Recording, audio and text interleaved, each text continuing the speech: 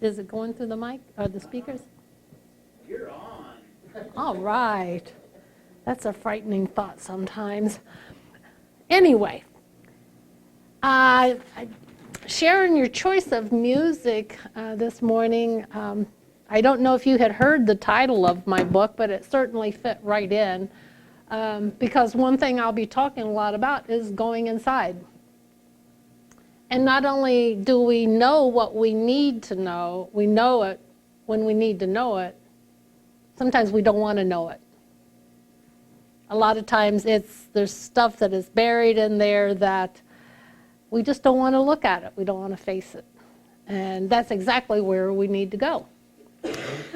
But I'm going to start off by saying I'm feeling not real prepared yet in talking around my book. So if I kind of am scattered a little bit this morning, just know that I'm scattered. I know that when I need to know it.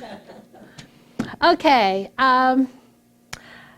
I am very, very happy and pleased with the way the book turned out. It was a 6-year project of off and on. I had never set out to do that. That was something I never ever thought about doing in my life. And then finally one day, after the third person had asked me if I had ever thought about writing a book, and I, for the third time, said no, that woman, who is Susan Harrington of the Area Agency on Aging, was wonderful. We were sitting talking, and she engaged me then in a conversation that by asking some questions and getting me to talk about a lot of the healing techniques that I know I've learned over the years, and what led me to do that. And after we sat there and shared some of this back and forth for a while, she stopped and she looked straight at me and she says, "That's what you write about." And I said, "Yeah, but my English is not so great." And she says, "Well, that's why they have editors." I was like, "Oh, okay." By that third, I have learned in my life, by this time something happens the third time, it's a calling. And it is a calling through the person, because we're all vessels. Every single one of us is a vessel for the higher power, because we are the higher power incarnated in these bodies and having an earthly journey. So I set out to do this, and off and on, 6-year period, it finally came to fruition. And so and I said, well, I left this out and I left that out, and they said, well, that could be book number 2. And I said, again, I don't think so. But, you know, again, oftentimes we really don't know what we have set out to accomplish on this earth. It gets presented to us, and then we have the choice of rising to the call or not. So that's how all that came to be. In the book, the first part of the book is an autobiography from childhood up to pretty much just a few years ago. And the purpose of telling that story is to show how every step of our life, every experience that we have is for a reason, and how it has an impact on us to help us to bring us to be right where we are today, and who we are today, and what we're doing today. Which means that it's all okay. So then I go on, the rest of the book is, each chapter is on a system of the body. I made it as simple as possible because I want it to be a reference source for people, a reference tool. And then in each chapter I speak about the physical, how that system functions. Then I speak about the mental, emotional aspects that can have an impact on that system, as well as our spiritual, as the disconnect or the connect to spiritual, and how that has an impact on that particular system. For me, it's a triangle, and I put spiritual at the top, and then the mental, emotional, and the physical are the two bottom points. Because if we are disconnected from spirit, our source that we are connected to, as well as the source, the spirit that is in this body, then we begin to go down a dark road. And we begin to function the way we think we should function. And so I put spiritual at the top, spiritual being the most important of the three. And for me, God, I've come to understand that God, incarnate in Jesus, came to show and tell us that we are these spiritual beings, and has since, and even before, given us teachers to show us the works of what happens in these stories, the stories that they gave us, that shows us how to be for a higher life. And of course, I must acknowledge there was much information given to many cultures even before Jesus' time. And that's another talk at another time, because there were cultures way before he ever came to the earth, and ways of being that was given to those cultures. In my belief, I think that it finally reached the point that God says, okay, nobody's paying attention here. I think I need to just show up myself and do the best I can to teach them. But that's my belief in how it happened. There are many facets of the spiritual side, but for now I will focus on the teachings of Jesus and the moral compass that was given to us to live by.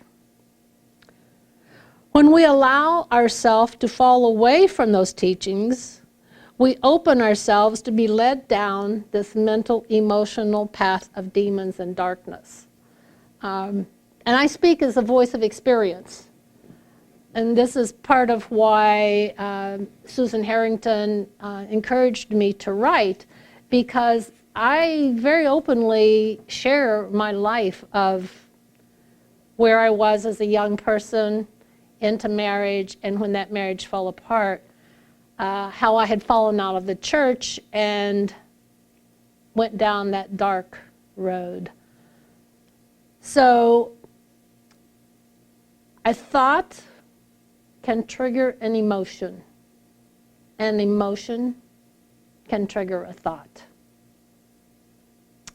Examples: fear, anxiety, worry, jealousy, doubt, insecurity, only to name a few. Those examples, when we allow ourselves to become entangled in one or more of those, will continue to lead us farther down that dark road.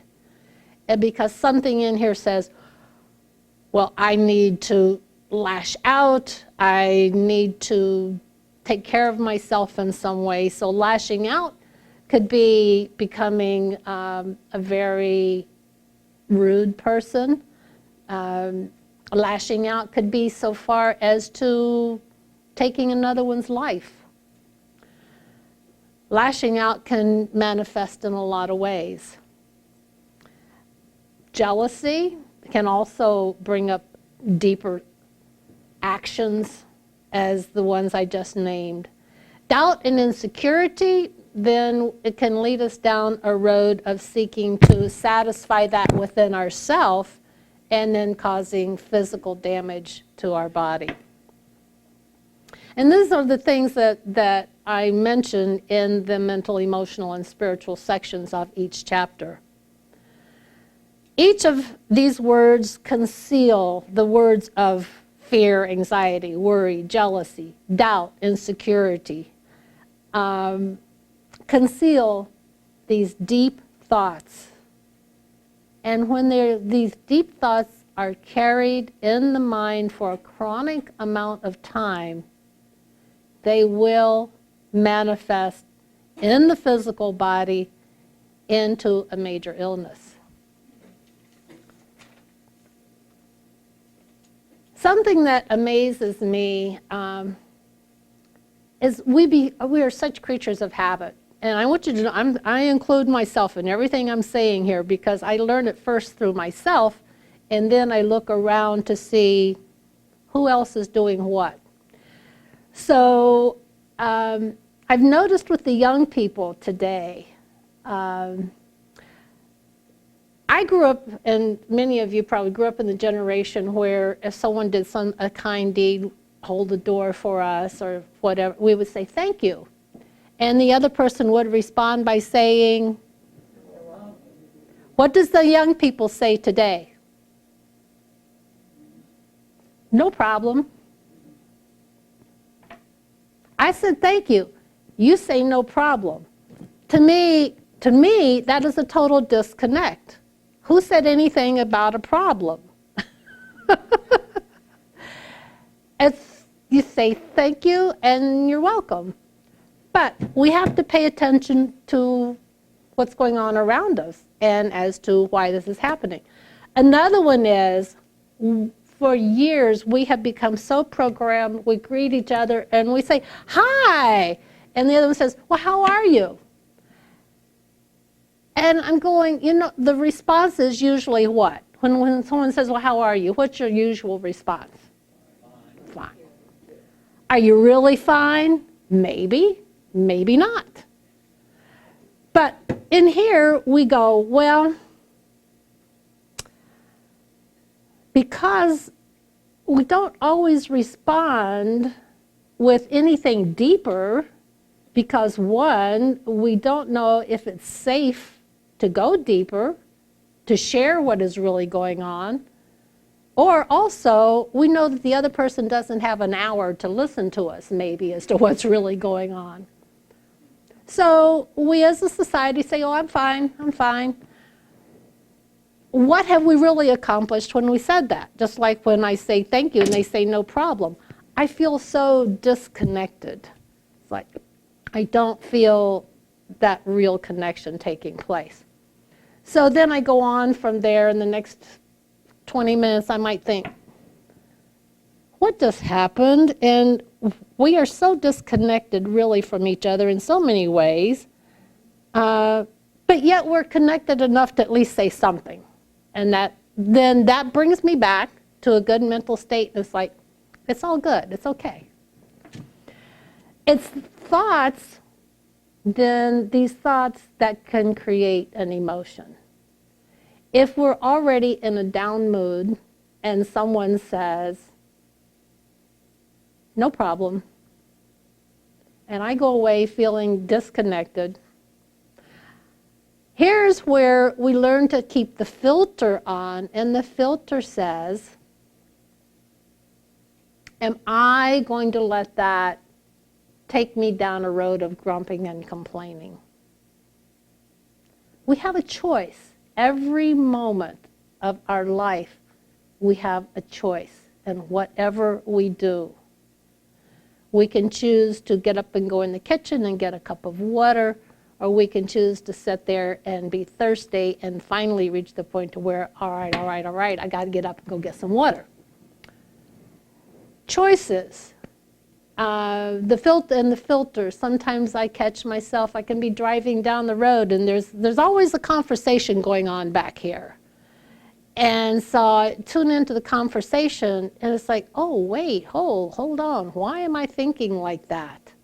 I don't want to think that way. So now the filter comes in and says, okay, I'm going to dismiss that negative thought, and I replace it with a song. Some of the songs, what you sang this morning, are lively and upbeat, so I immediately start singing that song to replace those negative thoughts. We have choices. Now, on the other part of the triangle, for the physical, these emotions and these thoughts can lead us to a place to where we make not the highest and best choices for food and beverage. And so without the filter being on and going inside and listening to what is coming through the filter, we may go seek refuge in certain foods or certain beverages. Mine is ice cream. And my father actually instilled that in me as a young girl, because back when I was very young, we went to the Baptist church, and I just couldn't be still. I just had the fidgets, and I drove my parents crazy. I would either be standing up in the pew looking back at the people, turn me around and set me down, or all of a sudden I'm down crawling under the pews. I mean, I just drove my dad crazy. So one day, and this is how in parenting we have an impact on our children, he picked me up and carried me outside the door of the church and set me down and put his hands on my shoulders, and he said, if you don't be still and behave when we go home, you are getting a spanking. And I knew he meant it. Or if you are good, when we leave church, we can get ice cream. Well, that was a no-brainer. So till today, ice cream is my comfort food. I can be sitting in the office doing paperwork, and suddenly this little thought pops into my head. It's like, oh, Baskin-Robbins is just 2 blocks down the street. I need to go get some ice cream. So now the filter comes on and it says, Patricia, do you really need ice cream for what's going on in your life right now? What's going on? So then I have to stop and I have to identify what's going on in my life that gave me that thought to go get ice cream. So then the others, I call it the higher voice. The higher voice says, do you really need ice cream right now to resolve these feelings and thoughts that you're having? And I have to make a decision. And some days I'll say, no, I really don't have to. But then occasionally there is the day that says, yes, today I need ice cream. And so then when I go down there to buy my ice cream, I can sit down and enjoy it and not beat myself up and be saying, oh, you shouldn't do this, you shouldn't do that. It's like, I can enjoy it. This is how we have an impact on ourselves. And so everything around us is coming in and us becoming aware of what we're putting out and why are we putting it out. There are days that we need someone to listen to us. Not fix the problem, but just listen to us. We need to get it out on the ether, otherwise it keeps spinning around and around in this conversation. And then pretty soon we really get tired of hearing the conversation, but we live with ourselves so we can't walk away from it. It's there. So sometimes food can become our comfort. It can help us through the feelings of loss. Or beverage, let's not leave out beverages. And of course, it can be other things as well that people resort to as a matter of seeking solace. And it can be binge eating, it can be alcohol, it could be drugs, it could be sex, it could be, or it could become the opposite. It could become bulimia, self-inflicted wounds, self-inflicted injury. Or all of these choices, we are seeking escape. We are seeking escape from what? From ourselves. Because we're not connected to the spiritual. We're not reading the daily word. We're not reading scriptures or poetry or some of the great self-help books that can help to lift us up. We get off of the spiritual path and we start going down that dark path that leads us to destruction. All of this eruption is due to not knowing who we truly are. And Sharon's music was just right on spot this morning about going inside. And our affirmations, God is the only entity that can give a higher power or a great spirit, whatever word you choose to call it. There is only one higher power than we are. And that higher power is the only power that gives life to everything. Everything that is living is a source of that energy from whatever that mysterious energy is on the other side of that blue door. Gwen. It's there. And we're connected. But down through the eons of time, we have been told that we are disconnected. That you are peons, that you are sinners, and you're unclean. And we've been told this, and it has been passed down to us to this very day. And in some places, some people are still told that's what they are. But we are very fortunate here in Unity to know that we are connected. And that is our source of life. In my mind, there's two sources of energy. There's the source of our higher power that is life and love and kindness and giving and is always there for us. And then there is what I perceive as the fallen angel or the dark angel. This world is a world of polarity, light, dark, good, bad. And it is for a reason, because it is to help us to see that without knowing what the bad is, we would never know just how good the good really is. And it is that higher power is the only power that can give life.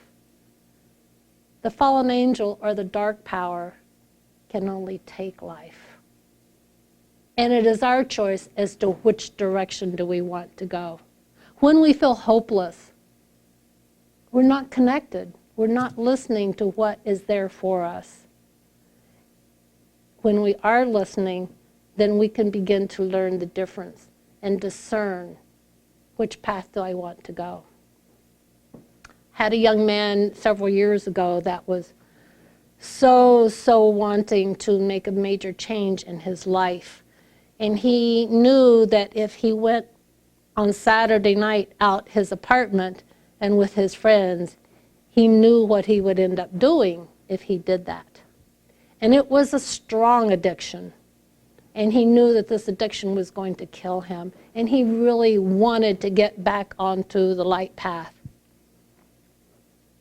So he asked to be locked inside his apartment so he could not get out. He says, I just believe that if I can get through this one time of when this urge hits me so strongly, that if I can resist it this one time when it is so strong, that I will pass through that desire and get set up on the path of light.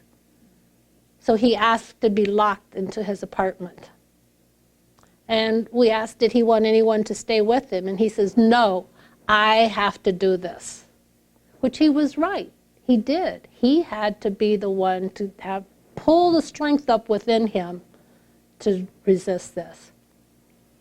And it was almost like a werewolf. He knew that he could be destructive to himself by wanting to satisfy this desire so badly. So we did take out things that could have been easily harmful to him. But we also let him be with what else was there, and many of us just held prayer vigil for him that night. So the next day, we really wasn't sure what we would find when we went back and opened the apartment.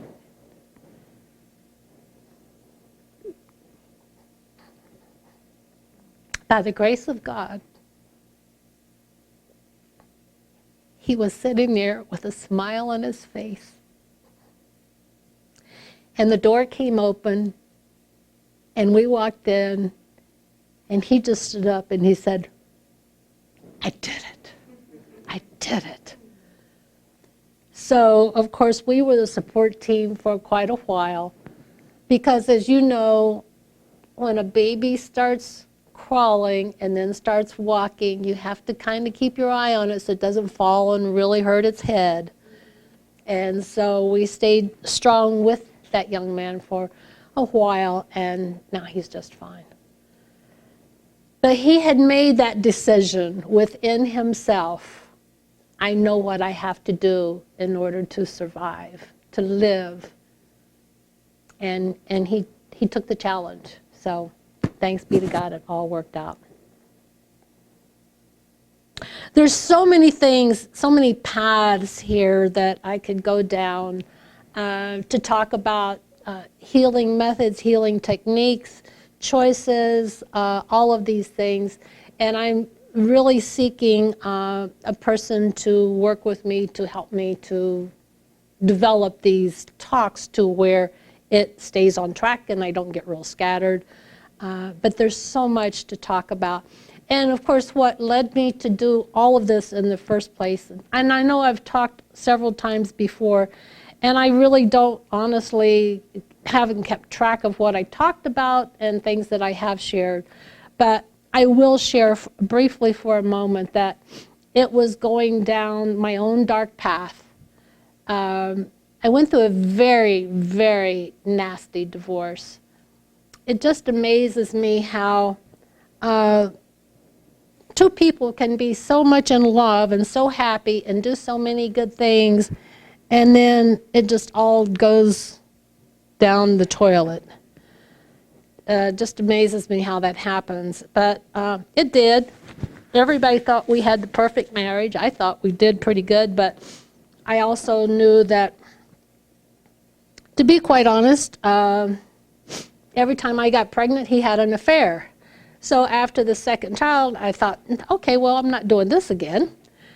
And so then by the third time, I didn't have to get pregnant. And I said, okay, I'm done. We're not going to continue to do this. And from there, it just got really, really nasty. And it even got to the point to where at one point he held a gun in my face. And I don't know if it was loaded or not. It was intended to scare me, and it did. So the only way I could see any relief from all of this ugliness that was going on was to strike back and do something very ugly to him. And my first counselor that I met, Victoria, whom I talk about in the book, had taught me how to truly meditate. And you're so right in what you said this morning, Sharon, to the little ones. Learn to meditate, going inside and looking at listening to what's really going on in there. And in that meditation one day, after about a year's worth of work with her, I realized that I was getting ready to do something I would regret for the rest of my life. And I also saw in the bigger vision how we had taken turns doing this to each other for many lifetimes. And in that moment, I said, whoa, no, we're going to stop this game. I'm not doing this anymore. This is ridiculous, and it's very harmful. So then I spent the next year doing healing work. Because in that meditation, I realized I was no longer the victim. At some point, I had been the perpetrator. And then he took the turn being the perpetrator. And we had done this like a tennis match for so many lifetimes. And it's like, it's time to break this cycle. And so for the next year, I did the healing work because not only did I need to forgive him, I had to forgive myself because I had seen the things that I had done. And at the end of that second year, it was a whole new life. And my life has been different ever since that day in that meditation. That's when the filter came on, and that's when everything just changed.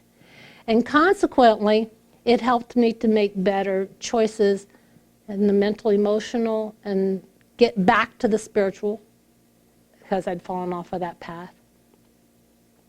And realize who I really am inside here. I'm not this body, I'm not this face. I am the spirit that lives in here. And not only am I, but so is everybody else. And we are sacred beings. We are spiritual beings on an earthly journey. And I see the earth as a school. And the school gives us opportunities and experiences to give us choices. And so sometimes in making those choices, we pass from elementary school to high school, or from high school to college. I think my PhD is probably far off yet, but college level is really pretty good. Pretty happy with that. And I see us, every one of us on this planet, this is my vision, that we're all on a ladder climbing up, and you can't see the bottom and you can't see the top, but we're all on our own ladder. And there's always people below us, and there's always people above us. But we're all climbing to reach back to our heavenly home. So if that is the case, who am I to judge anybody for being below me? Because that was me. But it's still me, because at this level, there's always people above me. And thank God there is, because then they become my inspiration to continue to reach higher. And never to forget, when I was there, I needed help, so they need help. And even the most evil person that you can think of, and then a few others right around them, people that kill, that do all these horrible things, they still are a piece of the higher power. But they have allowed themselves to go down that dark path for so long. They have become so encrusted with the darkness that they don't know who they are. So I can truly understand when Jesus said to love. Now sometimes we may have to love one from a distance, but we can still send that love and still say those prayers. So we're all on this walk together. We're all here to help each other. And we all have our own work to do every day. Thank you.